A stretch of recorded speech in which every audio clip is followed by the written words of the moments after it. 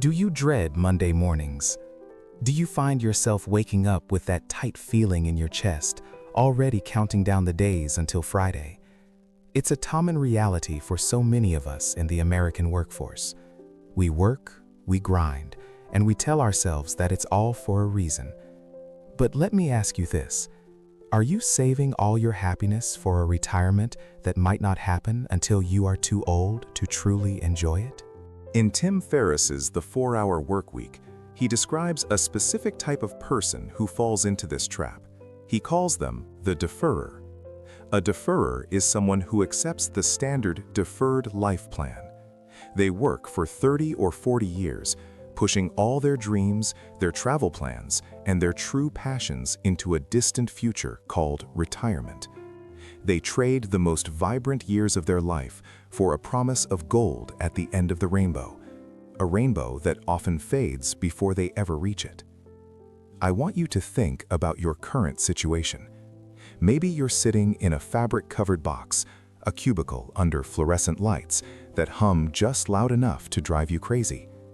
Or maybe, in our modern context, you're trapped in a home office, cycling through a never-ending loop of Zoom calls. Can you hear me? You're on mute. It feels like a treadmill where the speed keeps increasing, but you aren't actually going anywhere.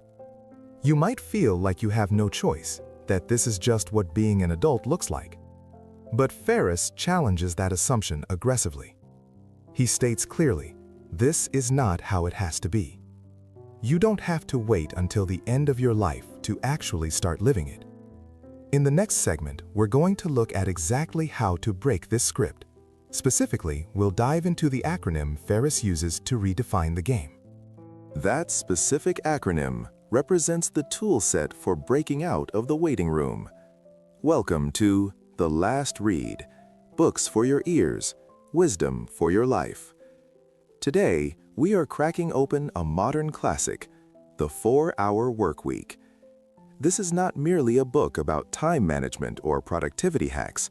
It is a manifesto for a completely new lifestyle, a blueprint for joining a subculture Ferriss calls the new rich. At the core of this philosophy is a secret formula, a 4-step process that Ferriss abbreviates as DEAL, D-E-A-L. Definition, elimination, automation, and liberation. We aren't going to unpack them fully just yet, but let those words sit with you for a moment. Definition, changing the way you view success. Elimination, removing the clutter that eats your day. Automation, building systems that work while you sleep. And liberation, the freedom to work from anywhere. When this book first hit the shelves, and honestly, even today, this formula confused and angered traditional bosses everywhere. It threatens the old industrial model where presence equals productivity, and where sitting at a desk for 8 hours is the only metric that matters. It is controversial, it is radical, and it works. Before we introduce the man behind this chaos, make sure you are subscribed so you don't miss out on more wisdom for your life.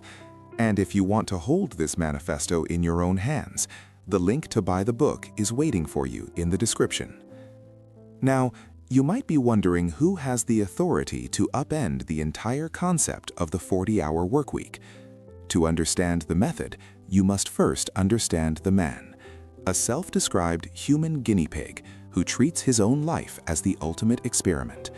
He didn't just write a theory, he lived through a collapse that forced him to rebuild everything from scratch. Timothy Ferriss is not your typical business guru. In fact, he probably hates that term. He prefers to call himself a human guinea pig. And when you look at his resume, you realize that isn't just a catchy nickname, it is a way of life. Before he was a best-selling author, Tim was just another casualty of the Silicon Valley grind. In the early 2000s, he was running a nutritional supplement company called Brain Quicken. On paper, he was a CEO, but in reality, he was a prisoner. He was working 14-hour days, 7 days a week, often sleeping under his desk because going home felt like a waste of time. He was making money, sure, but he was miserable, and he was on the verge of a complete physical and mental collapse. That collapse eventually came, and it forced him to buy a one-way ticket to Europe, escaping the very company he built. And that is where the experiment began. He realized that checking email once a week was enough to keep the business running, and suddenly he had all this time. So, what did he do with it? Well, he didn't just sit on a beach. He decided to test the limits of human potential. He went to China and became a national kickboxing champion, not because he was the best fighter, but because he read the rule book better than anyone else. He found a loophole that said if you push your opponent off the platform 3 times, you win by default. So he dehydrated himself to drop weight, fought smaller opponents, and just shoved them out of the ring. It wasn't pretty, but it was efficient. He then went to Argentina and set a Guinness World Record for the most tango spins in 1 minute. He learned to speak Japanese, Spanish, German, and Chinese. He essentially hacked the learning process, proving that you don't need 20 years to master a skill, you just need the right leverage. And that brings us to the core of his philosophy.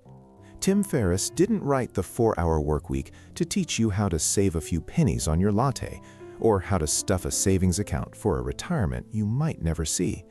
He wrote it to teach you how to free up time, because in his world, time is the new currency.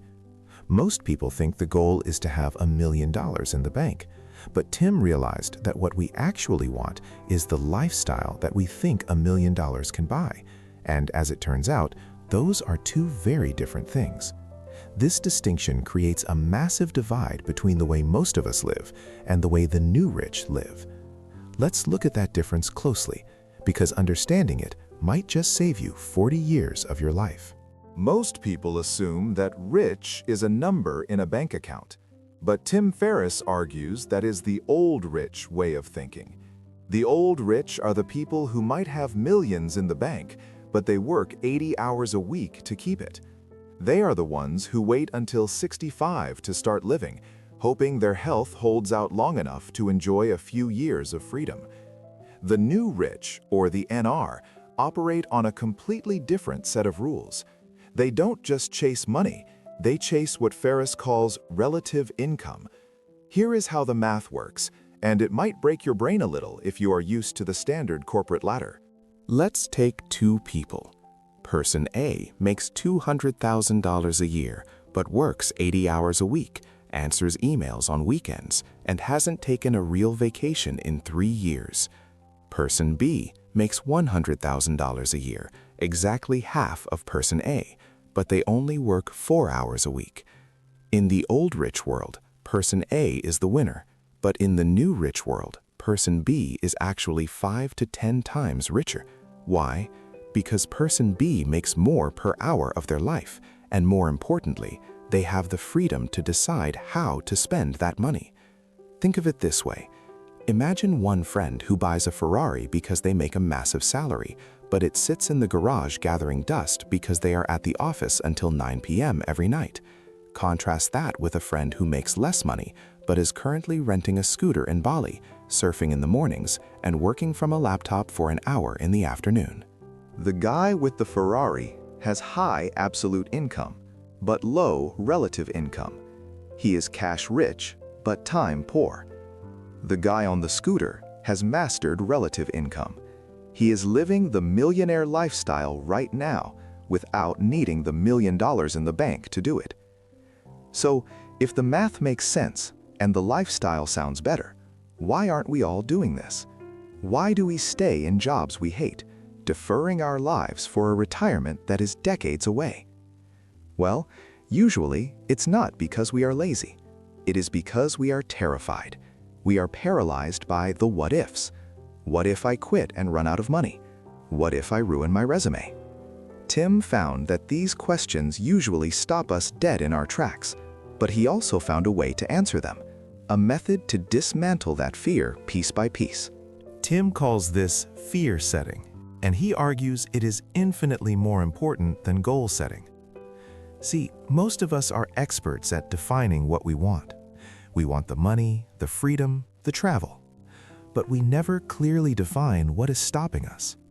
We have this vague, nebulous cloud of anxiety that hovers over the idea of quitting a job or starting a business. Tim found that you have to trap that cloud on paper to beat it. He suggests a very specific exercise. You take a piece of paper and create 3 columns: define, prevent, and repair. In the define column, you write down your absolute nightmare scenario. I'm talking about the worst of the worst. If you quit your job to travel the world and everything goes wrong, what does that actually look like? Maybe you run out of money in 3 months. Maybe your business idea flops. Maybe you have to fly home with your tail between your legs. Be specific. Does it mean you have to sleep on a friend's couch for a few weeks? Does it mean you have to take a bartending job to pay rent while you look for new work? Now, look at that scenario. On a scale of 1 to 10, how permanent is the damage? Usually, it's about a 3. It's uncomfortable, sure, but it's survivable. You won't die. You won't be homeless forever. You can repair it. And that brings us to the repair column. If the worst happens, could you get another job? Even a lower-paying one just to get back on your feet? Yes. Could you move back in with your parents for a month? Probably. Suddenly, the monster under the bed isn't a monster at all. It's just an inconvenience. Tim has a quote that I think perfectly captures this philosophy, and it's one worth writing down. What we fear doing most is usually what we most need to do. We avoid these big leaps, not because the outcome is fatal, but because the uncertainty is uncomfortable. We choose unhappy certainty over the slight risk of uncertainty. But once you realize that the worst-case scenario is just sleeping on a couch in your hometown, the risk of not trying becomes the scary part. You realize the real risk is spending the next 40 years in a cubicle wondering what if. So, let's say you do this exercise. You realize the fear is manageable. You decide to take the leap. You are ready to join the new rich. But then you hit the next wall. You have the courage, but do you have the time? Or are you drowning in a sea of emails, news alerts, and urgent tasks that eat up your entire day? How do you actually clear your schedule to work only 4 hours a week? Well, it starts by realizing that most of the information you consume is garbage. That sounds harsh, calling it garbage, but Tim Ferriss insists on what he calls the low information diet. We are addicted to the input. We treat the news, our inboxes, and our social feeds like a pacifier. We are terrified of being out of the loop. But Ferriss argues that ignorance is bliss isn't just a saying, it's a practical strategy for lifestyle design. He calls it selective ignorance. Think about it. When was the last time a breaking news alert actually changed what you did that day? Probably never. It just stressed you out. Ferriss challenges you to go on a 1-week media fast. No newspapers, no web surfing, no television news. If something is truly important, like a war or a natural disaster, you will hear about it from the people around you. You don't need to be the first to know. Once you stop drowning in data, you have to look at your actual work. And this brings us to the holy grail of efficiency, the Pareto principle, or as it's more commonly known, the 80-20 rule. It was named after Vilfredo Pareto, an Italian economist who noticed that 80% of the land in Italy was owned by 20% of the population. Ferriss applies this to everything. He argues that 80% of your trouble comes from 20% of your customers. 80% of your productivity comes from 20% of your tasks. So, you need to be ruthless. Fire the high-maintenance customers who don't pay well. Stop doing the busy work that makes you feel important but achieves nothing. There is a brilliant quote in the book: "Focus on being productive instead of busy." Ferriss actually goes a step further and says that being busy is a form of laziness, lazy thinking, and indiscriminate action. If you're running around putting out fires all day, you aren't working hard, you're working stupid. The biggest culprit of this busy work? Email. It is the slot machine in our pockets. We pull the lever, refresh the inbox, hoping for a dopamine hit. Ferriss suggests batching your email. Do not check it first thing in the morning. That just lets other people dictate your priorities for the day. Instead, check it twice a day, once at 12 p.m. and once at 4 p.m. Set an autoresponder that tells people you are doing this. It trains them not to expect an instant reply, and you'll be amazed at how many emergencies solve themselves when you aren't there to fix them immediately. So, let's assume you've done this. You've cut the news, you've applied the 80-20 rule, and you've tamed your inbox. You have eliminated the unnecessary. But what about the necessary? What about the mundane tasks that do need to get done, just not by you? Well, just because it needs to get done doesn't mean you have to be the one doing it. In fact, for the price of a cheap lunch, you might not have to do any of it ever again. This is the concept of geo-arbitrage. It sounds like a complex term from an economics textbook, but it is actually quite simple. It is the art of taking advantage of the cost differences between two currencies. Essentially, you earn in a strong currency, like the US dollar, and you pay for services in a weaker currency. Ferriss argues that this global discrepancy is the greatest lever for freedom available to us today, and the primary way to pull that lever is by hiring a virtual assistant, or VA. For decades, having a personal assistant was a status symbol reserved for CEOs and high-powered executives. But in the digital age, that luxury is available to anyone with an internet connection and a modest budget. By hiring a VA in a country like India, the Philippines, or parts of Eastern Europe, you can tap into a highly educated, fluent English-speaking workforce for as little as $5 to $10 an hour. Now, I know the immediate objection that rises up in most of our minds. Why would I pay someone to do something I can do myself for free? But Ferriss challenges us to look at the math. He asks you to calculate your realized hourly income.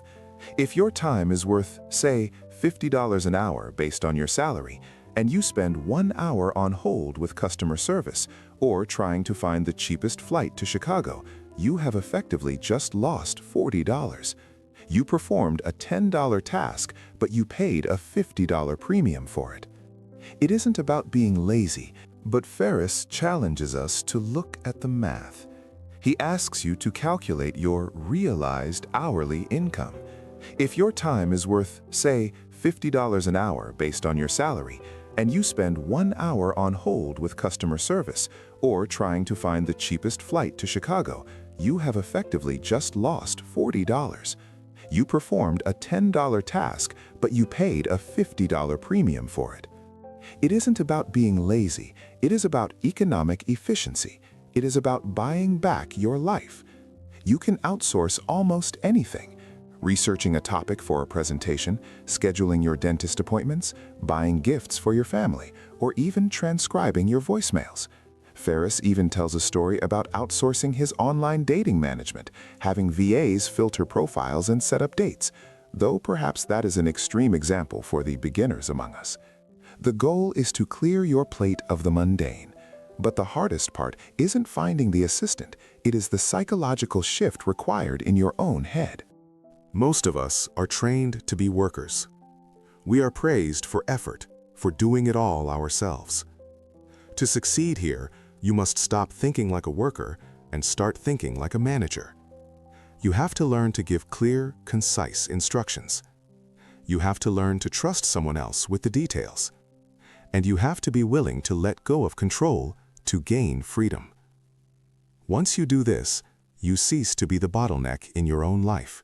You become the architect of it. So, you have stopped checking email all day. You have hired a team overseas to handle the scheduling and the grunt work. You have successfully removed yourself from the daily grind, but you still need cash flow. You need a way to fund this new, liberated existence without having to trade your hours for dollars. You need an engine that runs on its own. We call this the Muse. And up next, we are going to look at how to build a business that exists for one purpose only: to fund your life while you aren't looking. We are talking about the Muse. Now, in the traditional business world, you start a company because you have a passion, or you want to be the next Steve Jobs. You want your face on the cover of Forbes. But in the universe of the 4-hour workweek, that is actually the trap. Tim Ferriss argues that if your goal is freedom, you don't need a business that fulfills your soul. You need a business that funds your life. This is the definition of a Muse. It is an automated vehicle for generating cash. Its sole purpose is to pay for the adventures, the travel, and the time off we just talked about, without requiring your constant presence. It's not about running a company, it's about owning a system. Let's look at a concrete example, something strictly physical, like, say, specialized yoga mats. Now, the worker mentality says, I love yoga. I'm going to design the best mat, manufacture it in my garage, and drive it to the post office every time an order comes in. That is not a Muse. That is a job you created for yourself. The Muse approach is completely different. You find a niche audience, maybe people who need extra thick mats for bad knees. You find a manufacturer who will ship the product directly to the customer, often called drop shipping, or you use a fulfillment service.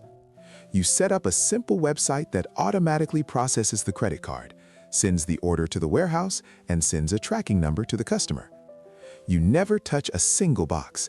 You don't handle the returns personally. You are not the CEO, you are the architect. Tim Ferriss himself did this with his sports supplement company, Brain Quicken. He wasn't mixing powders in his bathtub. He set up the systems so the cash flowed while he was sleeping, or more accurately, while he was learning to tango in Buenos Aires. The critical distinction here is that the Muse effectively runs on autopilot. It's low maintenance, ideally taking up no more than 1 day a week to manage. You are stripping away the ego of being a founder and replacing it with the reality of having an income. Once that engine is humming, once you have that automated cash flow hitting your bank account every month, whether you get out of bed or not, the question changes. It's no longer, how can I afford to retire when I'm 65? It becomes, what am I going to do with myself right now? And that brings us to the most dangerous and exciting concept of all, something Tim calls the mini retirement. Why wait until the end, when you can take the best parts of retirement and sprinkle them throughout your life? You are essentially redistributing retirement throughout your life, instead of hoarding it all for the very end. Think about the traditional model for a second, the deferred life plan. You work for 40 years, save every penny, and then at age 65, you're supposedly free to do all the things you always wanted to do. But there's a catch, and it's a big one. By the time you get there, you might not have the energy or the knees to hike the Andes or learn to surf in Brazil. Tim challenges this violently. He asks, why not take those 20 or 30 years of retirement, chop them up, and sprinkle them throughout your life? This is the concept of the mini retirement. We aren't talking about a 2-week vacation here. Ferriss calls that binge traveling, where you rush around, take photos of monuments, and come back more exhausted than when you left. That's not a retirement. A mini retirement is a relocation, usually lasting anywhere from 1 to 6 months. You aren't visiting a place, you are living there. You're renting an apartment in Buenos Aires. You're buying groceries in Tokyo. You're becoming a regular at a coffee shop in Chiang Mai. The goal isn't just to see things, it's to change your pace. It's to learn to tango in Argentina while your hips still work, or train Muay Thai in Thailand while you can still take a punch. It's about being young now rather than waiting to be rich and old later. And the irony is, it's often cheaper than your current life. Tim breaks down the math, showing how subletting your apartment in San Francisco or New York and moving to a place with a lower cost of living, like Mendoza or Vietnam, can actually save you money while you live like royalty. You're engaging in geo-arbitrage, earning in dollars, spending in pesos or baht.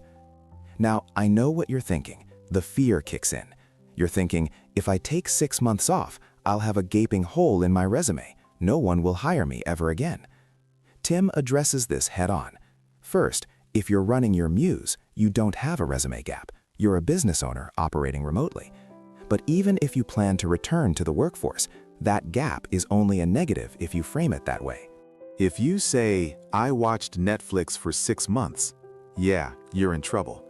But if you frame it as a sabbatical, a period of personal growth where you became fluent in Spanish or researched global markets on the ground, suddenly, you aren't the candidate with a gap. You're the most interesting person in the interview room. The corporate world is changing. They want people with perspective, people who have stepped out of the bubble. So the risk isn't leaving. The risk is staying and realizing you spent your prime years staring at a cubicle wall. This shift in mindset, from saving for the end to living now, requires a complete overhaul of how we view our time and our work. It's the culmination of everything we've discussed: the definition, the elimination, the automation, and finally, the liberation. So, how do you actually pull the trigger? How do you organize your escape without burning every bridge? That brings us to our final wrap-up, your roadmap to freedom. It comes back to those 4 letters we started with. Deal. It's the framework for everything. Definition, where you stop blindly chasing money and start asking what actually excites you. You define the nightmare, you face the fears, and you realize the cost of inaction is far higher than the cost of making a mistake. Elimination, where you stop managing time and start managing focus. You apply the 80-20 rule. You go on a low information diet, and you realize that being busy is often just a form of laziness, lazy thinking, and indiscriminate action. Automation, the art of removing yourself from the equation. You build a Muse, you outsource the mundane, and you create systems that generate cash flow without your constant presence. And finally, liberation, the step we just talked about. Breaking the chains of the office, negotiating remote work, and taking those mini retirements to actually live the life you've been saving for. But here is the reality check. Even with the roadmap, even with the tactics, most people won't do it. And the reason is always the same. Now isn't a good time. I have to quote Ferriss directly here because he puts it perfectly. For all of the most important things, the timing always sucks. Waiting for a good time to quit your job? The stars will never align, and the traffic lights of life will never all be green at the same time. Conditions are never perfect. Someday is a disease, and it will take your dreams to the grave with you. Pro and con lists are just as bad. If it's important to you, and you want to do it eventually, you just have to do it and correct course along the way. That is the essence of the 4-hour workweek. It's not about being idle, it's about being in control. If you enjoyed this deep dive, and you want to keep expanding your mind with the world's most impactful books, make sure you are subscribed to The Last Read. We have some incredible titles coming up that you won't want to miss. And if you are ready to stop making excuses and start designing your life, don't just leave it here. Click the link in the description, buy the book, and keep it on your desk as a manual for your escape. Thank you for listening, and I'll see you in the next one.